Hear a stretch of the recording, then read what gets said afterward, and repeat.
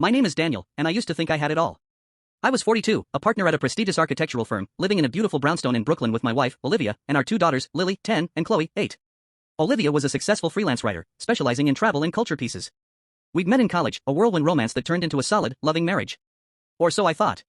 The truth is, somewhere along the way, I started feeling stuck. Not unhappy, exactly, but unchallenged. The daily routine of work, family dinners, school plays, weekend soccer games, it all felt predictable. Olivia and I had drifted into a comfortable companionship, more like roommates who loved their kids than passionate lovers. We still cared for each other, but the spark, that electric connection we once had, felt dimmed. I blamed it on time, on the responsibilities of adulthood, on anything but my own complacency. Then I met Clara. Clara was a structural engineer, newly hired at a firm we often collaborated with.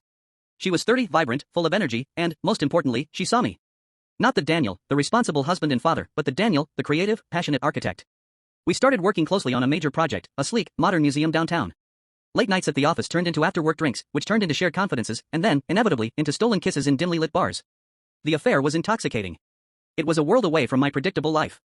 With Clara, I felt young again, reckless, desired.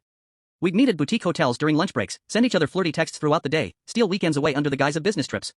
I justified it all in my head. I told myself I was a good father, a good provider. This was just a release, a way to recharge before returning to my real life. I convinced myself Olivia wouldn't be hurt because she wouldn't know. I was a master of compartmentalization. I was meticulous. Separate email accounts, a burner phone, carefully crafted alibis. I even went so far as to buy a small, nondescript apartment a few towns over, telling Olivia it was an investment property. It was our secret haven. I thought I was untouchable. The lies started to pile up, though. Little ones at first, then bigger, more elaborate fabrications.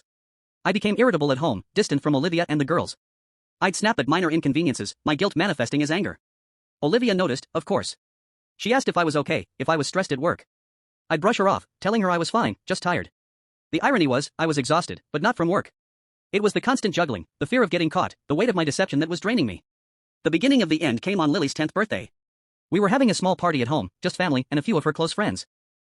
I'd promised Lily I'd be there early to help set up, but I was with Clara, at our apartment. I'd lost track of time, caught up in the illusion of our perfect little world. When I finally glanced at my burner phone, I had a dozen missed calls from Olivia. I rushed home, heart pounding, concocting some flimsy excuse about a last-minute client meeting. But as I walked through the door, I saw the scene, Olivia, standing in the kitchen, tears streaming down her face, Lily sobbing in her arms, a half-eaten birthday cake sitting forlornly on the table. And on the counter, open and glaring, was my burner phone. Olivia had found it while looking for candles. She hadn't snooped, it had been an accident. But the damage was done. The screen displayed a text from Clara, "Can't wait to see you tonight, my love. Hotel room is booked." Winking face. The silence in the room was deafening. I tried to speak, to explain, to apologize, but the words caught in my throat. Olivia didn't yell, didn't scream.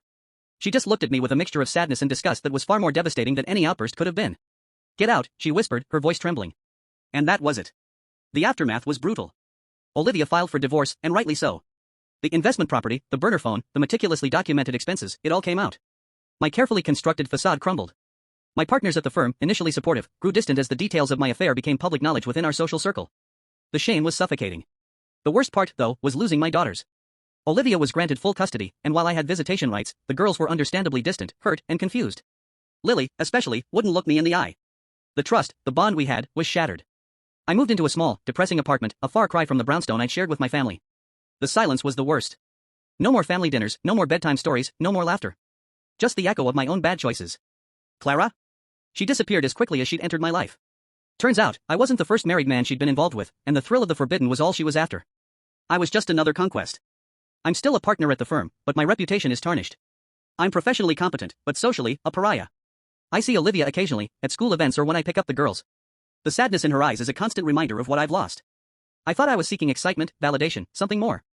What I found was emptiness, regret, and the profound, agonizing knowledge that I destroyed the best things in my life for a fleeting, meaningless illusion. I'm living proof that the grass is rarely greener on the other side, it's often just astroturf, covering a pit of despair.